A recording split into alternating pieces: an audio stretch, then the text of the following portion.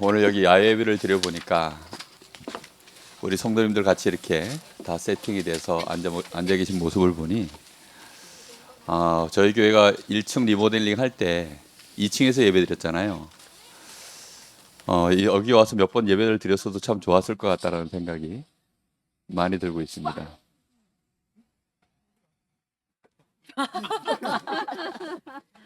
예, 할렐루야.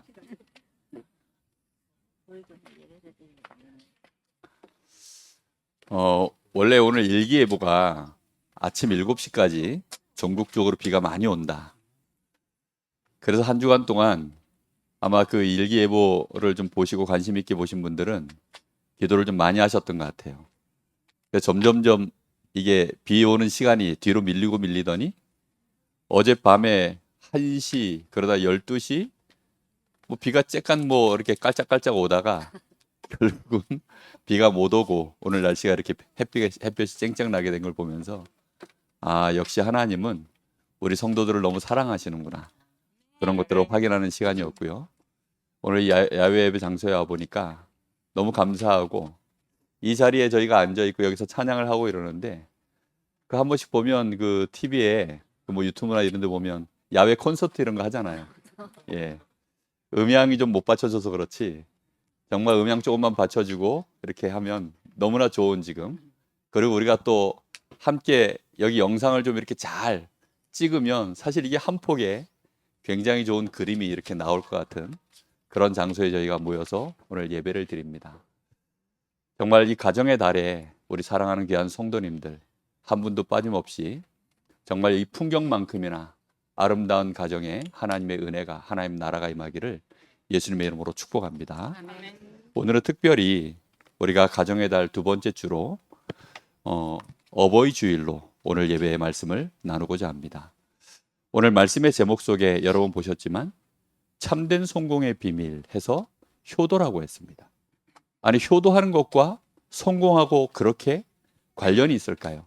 이걸 사람들이 잘 모르죠. 그러다 보니까 뒤에 뭐라고 지금 붙어 있죠? 비밀이라고 되어 있습니다. 말 그대로 성공하는 비밀이 효도 속에 있다는 사실을 오늘 여러분 말씀 속에서 꼭 확인하시기 바랍니다. 오늘 여기 첫 번째 보시면 우리가 하나님 앞에 우리가 첫 번째 해야 될 효도가 하나님께 하는 것이 우리의 효도의 첫 번째 중심으로 서 있어야 됩니다. 아니 하나님께도 효도를 합니까? 우리가 하나님을 누구라고 부르죠? 하나님 아버지. 예, 옆집 아저씨가 아니고 하나님 아버지입니다. 하나님이 우리의 아버지가 되시기 때문에 그래서 우리의 가슴 속에 중심 속에 하나님은 나의 창조주 아버지십니다. 나의 생명의 모든 근원이시고 내가 살아가는 내 삶의 존재의 모든 배경이시고 실제로 나에게 시시때때로 부어주시는 그 은혜를 하나님이 부어주셔서 우리가 오늘 이 자리에도 나와서 예배를 할 수 있도록 하나님이 하신 줄로 믿습니다. 우리는 그래서 하나님 아버지의 그 은혜 안에서 우리가 이 자리에 나와 있고 우리의 남은 시간도 가게 될 줄로 믿습니다. 오늘 우리가 말씀 속에서 좀 확인해야 될 부분들은 출애굽기 20장 1절에서부터 11절의 말씀에 보면 거기에 하나님을 어떻게 우리가 경외해야 되는가를 말씀하고 있습니다. 오늘 말씀 본문에 보면 여호와를 경외하는 것이 지식의 근본이다라고 말씀하셨죠. 여호와를 경외하는 것이 지식의 근본이다. 그럼 우리가 하나님을 정말로 하나님께 감사하고 효도를 한다. 하나님을 믿는다, 경외한다. 그 비밀이 우리가 10계명 속에 4계명 안에 살펴보면 잘 나와 있습니다. 첫 번째 계명이 뭐죠? 너는 나 외에는 다른 신을 내게 두지 마라. 이게 무슨 뜻일까요? 하나님은 그러시면서 나는 질투하는 하나님이다 라고까지도 말씀하십니다. 우리가 하나님을 사랑하는데 얼마만큼 사랑하고 하나님께 우리의 중심을 드려야 될까요? 예수님은 이렇게 말씀합니다. 바리새인들이 나와서 성경의 가장 큰 첫째 되는 계명이 무엇일까요? 라고 물었을 때 예수님이 하신 말씀이 있죠. 마태복음 22장 43절에 보면 너는 마음을 다하고 뜻을 다하고 힘을 다하고 목숨을 다하여 주 너의 하나님을 사랑해라. 우리가 하나님 앞에 효도할 때 하나님 앞에 우리의 중심을 드릴 때 경외할 때 우리가 하나님을 어떻게 바라봐야 된다는 겁니까? 마음을 다하고 뜻을 다하고 힘을 다하고 심지어 뭐까지 다했어요? 목숨을 다해서 그렇게 주 너의 하나님을 사랑해라. 오늘 여러분 찬양하실 때, 예배 자리에 나올 때 그런 마음으로 혹시 오셨습니까? 오늘 여러분 그런 마음이 여러분 마음속에 살아가다가 하루 중에 단 한 번이라도 그런 생각이 올라온다면 여러분은 하나님 보실 때 참 효자일 줄 믿습니다. 여러분 정말 이 축복이 너무나 중요해요. 이게 되어지면 나머지는 사실 저절로 다 되어집니다. 하나님을 향하여 내가 너무나도 감사하고 하나님께 내 중심, 내 목숨을 다 드릴 만큼 하나님 앞에 내가 정말로 사랑하는 내 중심이 있다. 그 사람은요, 정말 하나님을 알 수밖에 없고 하나님 앞에 나와 모든 것들이 이렇게 소통될 수밖에 없는 그런 여정을 가게 될 줄 믿습니다. 당연히 이런 사람들은 뭐가 없을까요? 우상숭배 같은 거 안 하겠죠. 우리가 우상숭배라 했을 때 출애굽기 20장에 보면 뭐 어떤 것도 형상을 만들지 마라. 일단 뭐 땅 위에 하늘에 있는 것이나 땅 위에 있는 것이나 땅 아래 저 물속에 있는 것이나 그 어떤 것도 일단은 형상을 만들지 마라. 그 무엇도 그걸 만들어 놓고 너를 위하여 섬기지 마라. 그렇게 하나님은 말씀합니다. 왜입니까? 하나님이 우리 사람을 창조하실 때 우리 사람보다 존귀하게 만든 물건은 아무것도 없어요. 이 땅에 사람보다 더 존귀한 것을 얻기 때문에 사람에게 경배받을 것이 단 하나도 없습니다. 그리고 우리의 경배를 받을 유일한 존재는 누구시죠? 하나님밖에 없기 때문입니다. 그래서 하나님 앞에 네 마음을 다하고 뜻을 다하고 목숨을 다하여 주 너의 하나님을 사랑하라고 말씀합니다. 혹시 여러분들 중에 부적 같은 거 혹시 아직 가지고 계신 분 있으십니까? 그 부적 그런 것도 사실 알고 보면 뭐죠? 그게 형상입니다. 형상. 그죠? 조그마한 형상이에요. 그런 부적 같은 거. 혹시 여러분들 중에 또 징크스 혹시 이런 거 있습니까? 운동선수들 중에 보면 징크스 이런 거 있거든요. 그 징크스가 또 하나의 미신입니다.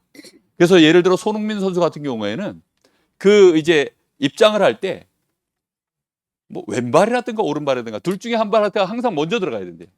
그래서 왼발이 먼저 들어가든지 그렇게 해야 된대요. 그렇게 안 하면 그날 게임이 이상해진대. 어떤 선수들은 보면 또 빨간 팬티를 입고 출전해야 되는 날이 있답니다. 그러니까 운동선수들이 그런 징크스가 많아요. 그러다 보니까 운동계 안에 그런 게 많고 연예계에도 그런 게 많더라고요.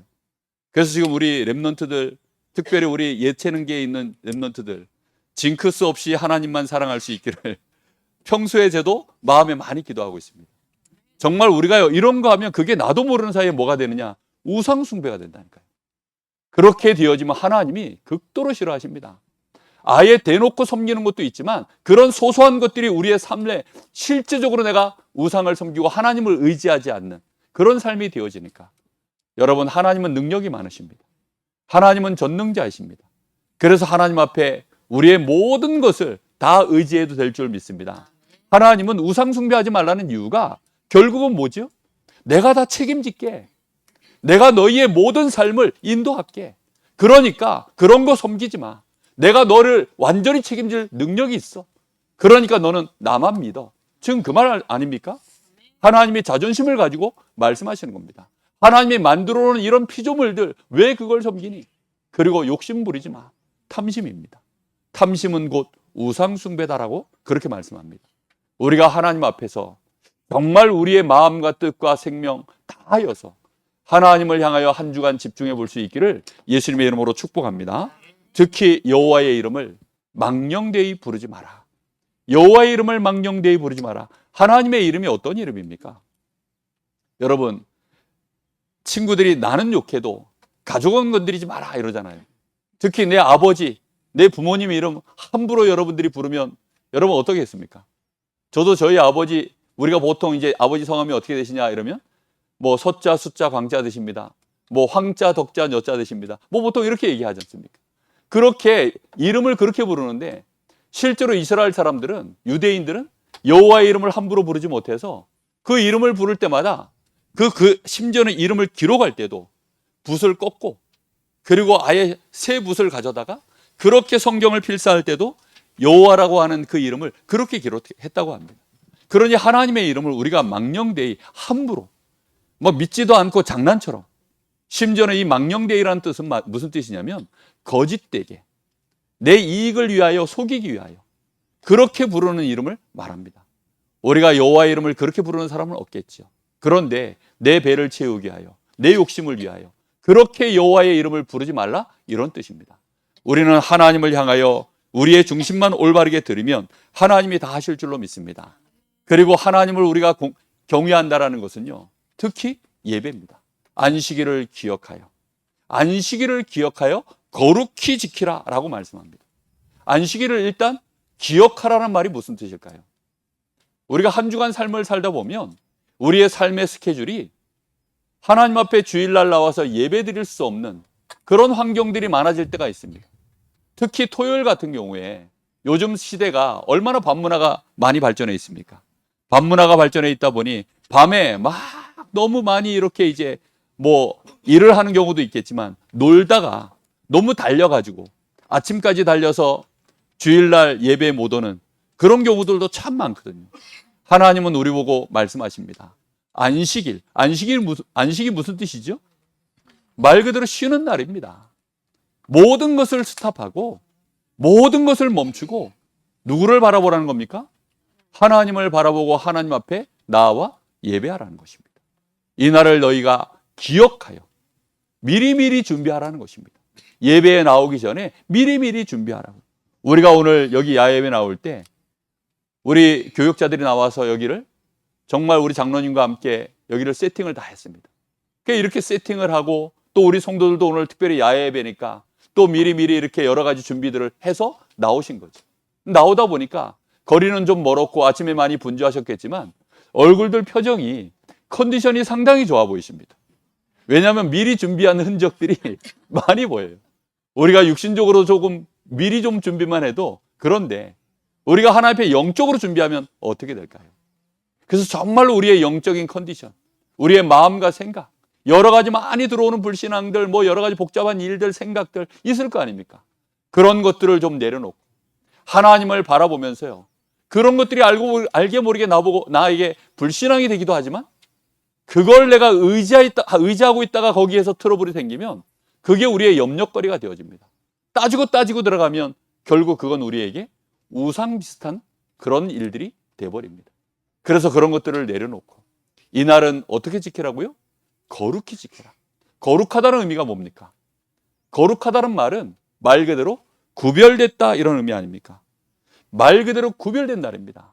이 날은 세상에서 우리가 사람 관계 속에서 하던 모든 일들, 우리가 사람 관계 속에서 하던 모든 맺어져 있던 관계들, 그런 것들을 다 내려놓고 누구와 관계를 맺는 날이 되라는 뜻입니까?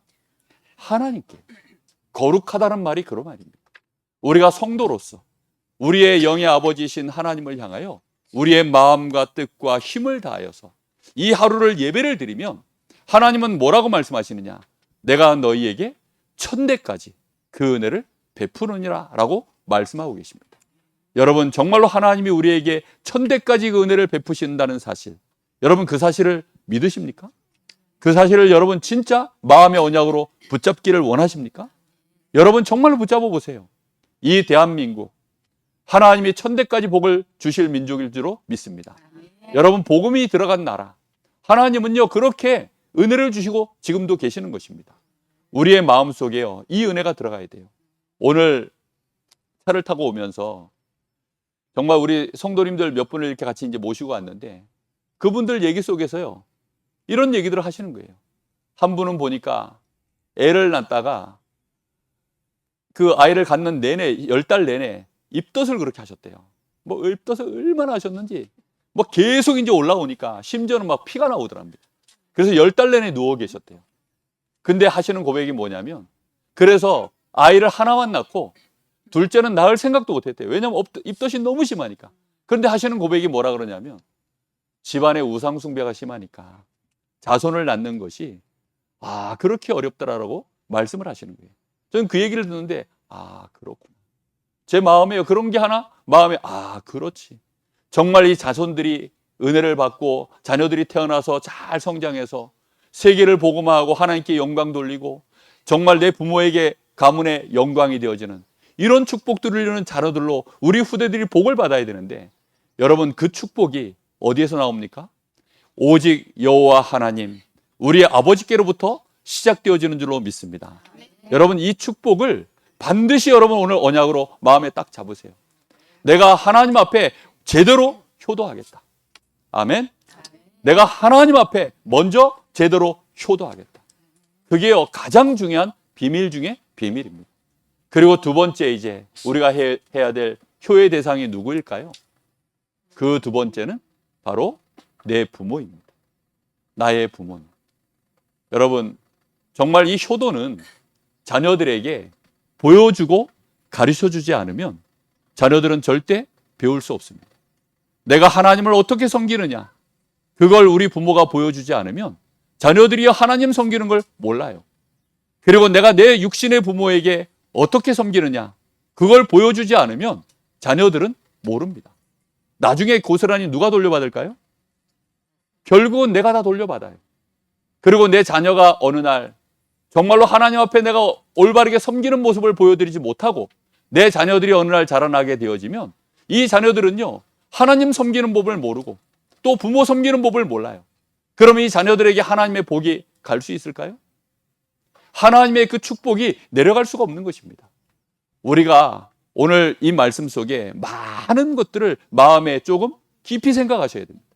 단순히 우리가 효도하자, 지금 그런 얘기하는 게 아니거든요.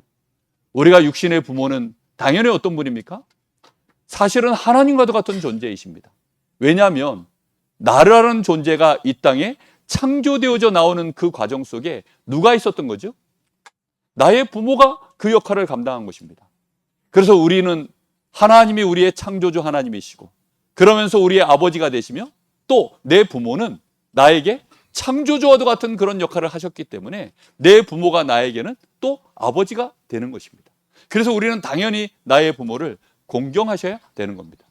우리 자녀들이 이 비밀을 꼭 깨닫고 누릴 수 있도록 여러분들이 먼저 하나님을 공경하고 또 내 부모를 공경하며 교회 안에 어른들을 공경하는 그런 은혜가 있기를 바랍니다. 에베소 6장 1절에 3절에 보면, 그래서 우리가 하나님을 섬기고 또 네 부모를 주 안에서 공경하면 네가 땅에서 잘되고 장수하리라 라고 말씀하고 있습니다. 여러분, 이것은 단순한 얘기가 절대 아니죠. 우리가 이 땅에서 잘된다, 천국만 간다 이런 말이 아니라 땅에서 잘된다, 이 말은 하나님이 말씀하실 때 잘된다라는 그 표현은 어느 정도 크기일까요? 단순히 우리가 조그만한 거 몇 개 주어주고 잘된다 이러실까요? 아니죠. 우리 인생 여정 전체를 놓고 하나님이 형통하게 하시고 축복하시게 될 줄로 믿습니다. 이것이 약속 있는 첫 계명이다 라고 말합니다. 10계명 속에 보면 지금 앞에 말씀한 4계명까지가 하나님을 향하여 우리가 어떻게 하나님을 경외하는지에 대한 말씀입니다. 그러면서 이제 우리 사람에게 주신 첫 계명이 뭐냐면 네 부모를 공경하라 라고 말씀합니다. 그런데 사람에게 주신 첫 계명이 하필 네 부모를 공경하라입니다. 그 뒤에 굉장히 중요한 계명들이 나오거든요. 살인하지 마라, 뭐 도둑질하지 마라, 뭐 네 이웃의 물건을 탐하지 마라, 뭐 이런 중요한 말씀들이요, 굉장히 중요한 말들이 나오는데 그거보다 더 중요한 말씀이 뭐냐?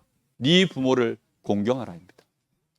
여러분, 왜 이 말씀이 다른 계명들이 네 부모를 공경하라 뒷줄에 서 있는지 생각해 보신 적 있으십니까? 아니, 네 부모를 공경하라라고 하는 그 말씀이 왜 다른 많은 이 율법의 제일 앞줄에 서 있는지 여러분 혹시 생각해 보신 적 있으세요? 하나님을 경외하고 특히 네 부모를 공경한다면 그 사람은요, 사는 동안에 살인할 일이 없어요. 그 사람은 사는 동안에 거짓을 행할 일이 없습니다. 그 사람은 사는 동안에 사기칠 일이 없어요.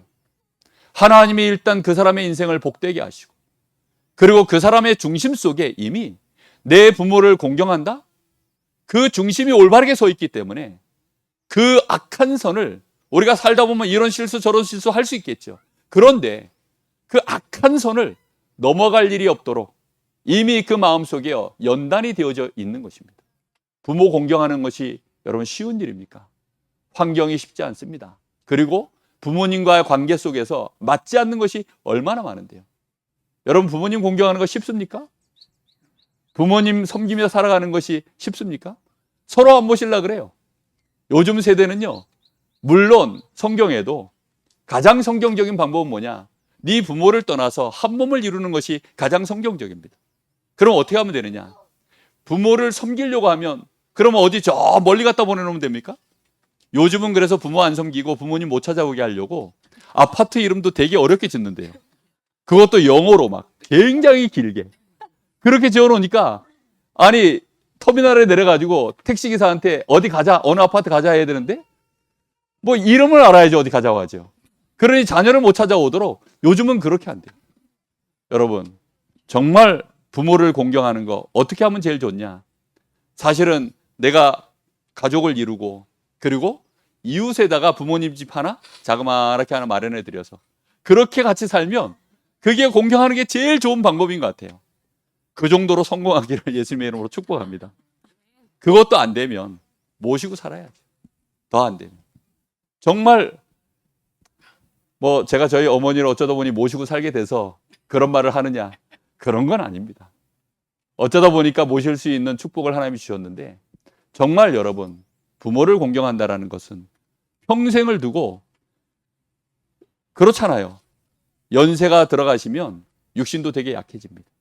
그리고 생각도 많이 굳어 계시고 그리고 옛날 과거 속에 많이 묶여 있고 또 점점 생각도 짧아집니다. 그리고 어른이 되어지면 늙어갈수록 어린아이가 간다고 하시잖아요. 그러니까 사실상 힘듭니다. 뭐 시시때때로 뭐 시시콜콜 정말 부딪힐 일이 한두 가지가 아닙니다.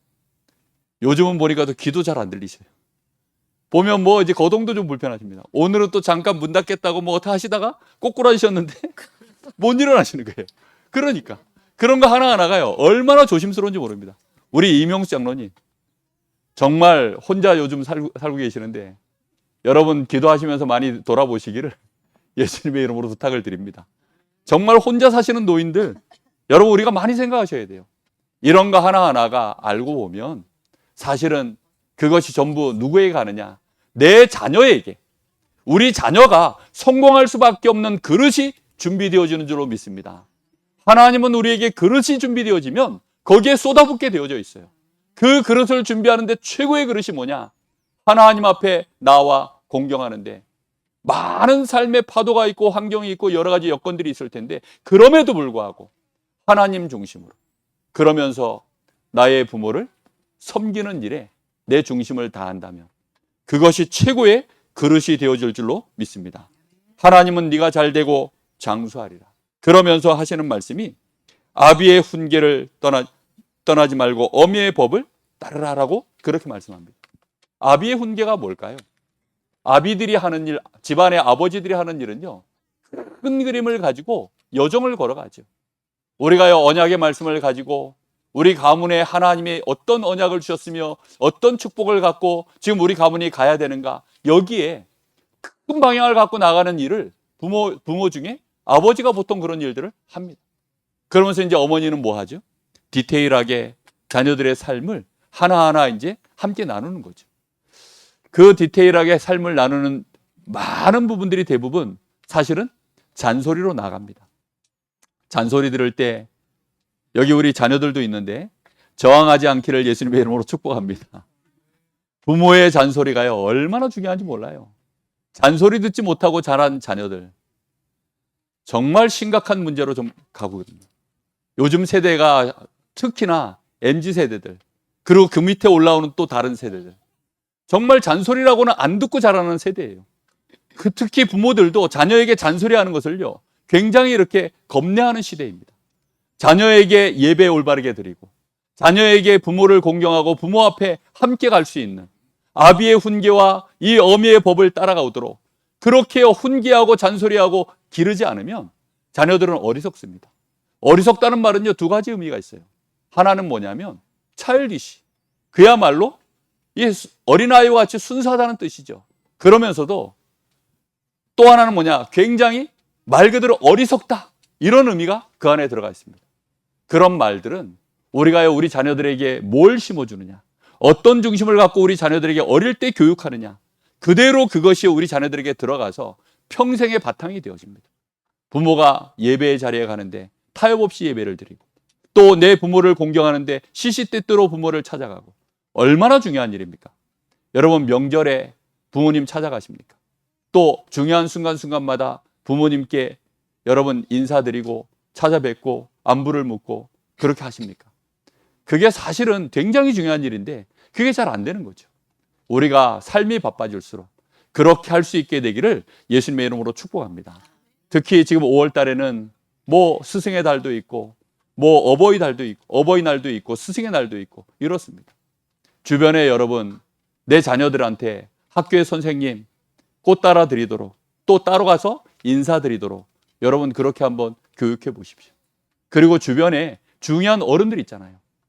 정말 중요한 어른들, 그 어른들을 찾아뵙고 자녀들이 꽃이라도 하나 달아드리도록, 아니면 편지라도 하나 이렇게 쓰도록, 그렇게 해서요 자꾸 주변의 어른들을 공경하도록 그렇게 자녀들을 양육해야 됩니다. 그렇게 할 때 자녀들 가슴 속에요 뭔가가 들어가는 게 있다니까요. 그 들어가는 그 바탕은 반드시 하나님의 복을 받을 수 있는 바탕으로 만들어지게 되어 있습니다. 여러분, 이것이요 우리 후대들이 성공할 수 있는, 하나님의 축복을 받을 수 있는 중요한 그릇으로 반드시 만들어지게 되어 있습니다. 여기 특별히 그 결과가 뭐라고 되어 있냐면, 머리에 아름다운 관이 되어지고 목에는 금사슬이 되어진다라고 말씀하고 있습니다. 여러분, 머리에 쓰는 관은 주로 언제 쓰죠? 올림픽에 금메달을 딴 선수들에게 월계관을 씌워주죠. 특히 MVP들, 경기를 하는데 이렇게 승리의 주역들한테는 특히나 더 그런 것들을 많이 해줍니다. 다시 말하면 하나의 어떤 흐름과 어떤 중요한 난관을 극복해 나갈 때 거기에 이 전쟁 시에 그때 승리의 주역들에게 씌워지는 것이 이 면류관입니다. 영광의 면류관, 승리의 면류관이죠. 우리 후대들이 앞으로 살아가는 이 세상의 많은 문제들을 해결해 나가는 일에 그 아름다운 관을 쓰는 자리에 서게 될 줄로 믿습니다. 요셉의 인생, 다윗의 인생 보게 되어지면요 그런 자리에서 다 그 관을 쓴 겁니다. 그리고 목에 금목걸이가 되어진다. 이 말은 그것이 신분을 의미합니다. 굉장히 존귀한 신분, 명예와 풍요를 의미하는 거예요. 그래서 우리 후대들이 목에 금목걸이가 메어져서 명예도 있고 삶도 굉장히 이렇게 풍요해지는 그런 은혜가 우리 후대들에게 나타나게 되어 있습니다. 우리 자녀들 앞에 여러분 하나님께 효도하고 정말 내 부모에게 효도하는 그런 증인 되시기를 예수님의 이름으로 축복합니다. 시편 127편 1절에서 7절에 보면 결론입니다. 자식은 뭐라고 말씀하시느냐? 여호와의 기업이다 라고 말씀합니다. 자식이 여호와의 기업이다. 이 말씀의 의미가 여러분 뭐라고 생각하십니까? 나에게 태어난 이 자녀가 여호와의 기업이 되도록 여러분 만드셔야 됩니다. 내 자녀가 여호와의 기업이 되려고 하면 우리 한 사람 한 사람, 우리 사람을 하나님이 만드실 때 여호와의 기업으로 만드셨어요. 창세기 1장 27절 28절에 보니까 우리 사람을 하나님의 형상으로 만들었다고 되어져 있죠. 그래서 우리가요 내 자녀가 하나님을 알고 하나님을 믿는 자녀가 되어질 때 그때부터 하나님은 이 자녀를 통하여 하나님의 기업을 진행해 나가실 계획을 세우는 겁니다. 생육하고 번성하고 충만하여서 땅을 정복하고 다스릴 자로 하나님이 내 자녀를 그때부터 이제 자신의 기업으로 삼으시게 되어 있습니다. 여러분, 하나님이 그렇게 내 자녀를 기업으로 삼도록 여러분이 인도하시기를 예수님의 이름으로 축복합니다. 뿐만 아니라 이 태의 열매는 그의 상급이 되어진다. 그래서 내가 우리 자녀들을 여호와의 기업으로 낳아놓으면 그때부터 그 자체가 우리 자녀가 잉태되어지는 그 순간부터 그것이 우리 부모에게는 상급이 되어진다라고까지 하나님은 말씀하고 계십니다. 특히 젊은 자의 자식은 그 장사의 손에, 이 장수의 손에 들려있는 화살과도 같다라고 말씀하고 있죠. 장수 자체가요 엄청난 능력자 아닙니까? 힘 있는 장수가 화살을 하나 쏘면 화살 한 촉에 많은 일들이 어마어마한 능력이 나오거든요. 그런데 그 장수의 손에 들려있는 화살과도 같아. 이것이 그 전통에 가득한 자는 그래서 복이 있다. 요즘 세대는 결혼도 잘 안 하려고 하지만 자녀를 잘 안 낳으려고 하는 그런 시대로 점점 가고 있습니다. 참 어리석은 것 같아요. 지금 젊은 날에 그 잠깐의 어려운 시간들을 오히려 즐기고 자기 자신 부부 간의 관계와 자기 자신만을 위해서 그렇게 자녀를 안 낳고 그렇게 가게 되어지면 그 젊음의 시간이 몇 년에 갈 것 같습니까? 40대, 50대, 60대까지는 괜찮을 수 있습니다. 근데 우리 사람의 인생은 지금 몇 세 시대라고 지금 얘기합니까? 100세 시대입니다. 그럼 70 넘어가면요, 자녀가 없으면 어떻게 될 것 같습니까? 70세가 넘어가서 자녀가 없으면, 그럼 그때 이제 어느 날 치매도 올 수 있습니다. 어느 날 갑자기 뇌졸중이 올 수도 있습니다. 어느 날 갑자기 빙판에 넘어질 수도 있습니다. 어느 날 갑자기 이런저런 내가 감당할 수 없는, 젊었을 때는 할 수 있어요. 그런데 나이를 먹으면요, 혼자서 감당 안 될 일들이 얼마나 많은지 모릅니다. 돈 있다고 될 줄 압니까? 안 그래요. 사람의 손길이 반드시 있어야 됩니다. 그걸 누가 해줄 수 있을까요? 어느 날 쓸쓸히 그냥 양로원에 들어가실랍니까? 어느 날 쓸쓸히 혼자서 그냥 어디 뭐 요양원 이런 데 들어가실랍니까? 그거 아니거든요. 그런데 자녀가 있으면 그 자녀들이요, 내 이 늙은 부모를, 나를 봉양하고 섬깁니다. 그것이 얼마나 중요한 일인지 몰라요. 그래서 우리가 노후를 생각해도, 사실은 우리가 육신적으로 조금만 생각해봐도 자녀가 있다는 것은요, 굉장히 중요한 일이고, 우리 자녀가 또 하나님을 제대로 믿고 섬길 수 있도록 만들어 놓으면 그것은 천대까지 복이 가는, 정말로 우리 후대들이 하나님의 복을 받게 되어지는 그런 역사로 가게 될 줄로 믿습니다. 특히 나이 먹으면 서럽잖아요. 만약에 보세요, 자녀가 없는데 나 혼자예요. 근데 어느 날 내가 억울한 일을 당했어. 여기 말씀에 보면 원수와 가서 내가 단판을 지을 때 내가 뭐를 당하지 않는다고 마지막에 말씀합니까? 수치를 당하지 않는다. 시편 127편에 보니까 수치를 당하지 않는다. 아니, 내가 자식도 없어. 내가 늙었어. 내가 별로 배경도 없어. 그거를요, 상대방이 알면요, 조롱합니다. 그리고는 나에게 억울한 일들이 많이 왔을 때 거기 가서 내가 뭐라고 얘기하면요, 그걸 내가 말할 때 상대방이요, 비웃습니다. 코웃음 칩니다. 여러분, 그래서요, 내 자녀들이 하나님의 복을 받는 것, 그것은 나를 위하여 가장 중요한 일인 줄로 믿습니다. 여러분, 여러분이 말 한마디 했는데 그 말 한마디가 여러분 이 지역을 움직이고 심지어는 나라를 움직일 정도까지 되어지면 어떨까요? 요셉이 그 아들, 누굽니까? 야곱이 그 아들 요셉 덕분에 저 애굽 나라에 처음 가가지고 거기서 바로 왕을 만나 그의 머리에 손을 얹고 기도하는 장면, 여러분 어떻게 생각하십니까? 저는 그걸 볼 때마다, 야, 정말 이 자녀가 제대로 성공하면 이 부모가 그 영광을 받고, 심지어는 나라가 영광을 받고, 지역이 영광을 받고, 하나님이 영광을 받는 이런 일들이 벌어지는구나. 우리 후대들이 그렇게 되면 안 되겠습니까? 여러분, 우리 후대들이 그렇게 복을 받아서 정말 한 시대에 족족을 남기고 가면 안 되겠습니까? 오늘 주시는 이 말씀이 여러분 마음속에 정말 귀중한 언약으로 붙잡아지시기를 예수님의 이름으로 축복합니다. 여러분 마음에 여호와를 경외하는 것, 정말 1계명부터 4계명까지의 이 말씀을 마음에 많이 생각해 보십시오. 1계명에서부터 4계명까지의 이 말씀, 그리고 내가 내 부모를 공경하고 주변의 어른들을 내가 공경하고 교회 어른들을 공경하고, 이런 부분들이 정말 내가 제대로 되어진다면 그때에 우리 자녀들에게 이것이 그대로 모델적으로 전달만 되어진다면 보게 되어 있거든요. 그래서 어느 날 우리 후대들이 그걸 보고 자라나서 그대로 큰다면 하나님이 주시는 이 넘치는 축복이 우리 후대들을 통하여 하나님의 영광과 부모의 영광으로 나타나게 될 줄로 믿습니다. 기도하겠습니다. 살아계신 하나님, 참 감사를 드립니다. 오늘 우리가 이렇게 야외 예배 나와 이 귀한 예배를 드릴 수 있도록 축복하여 주신 것 참 감사를 드립니다. 우리 사랑하는 귀한 성도들, 이 5월 가정의 달에 정말로 이 자녀들에게 중요한 하나님의 축복의 언약이 전달되어지는 한 달이 되어지게 하여 주옵시고, 가정 가문에 하나님의 나라가 임하며 가정 가문에 흘러내려왔던 많은 흑암 저주 재앙들이 완전히 떠나가도록 하나님이 역사하여 주시기를 간절히 소원합니다. 우리 사랑하는 귀한 성도들, 오늘 특별히 이 어버이주를 통하여 주신 이 말씀, 여호와를 경외하고 내 부모를 공경하는 그런 축복된 이 언약 안에 우리 후대들에게 참된 성공의 비밀을 전달할 수 있도록 하나님이 축복하여 주옵소서.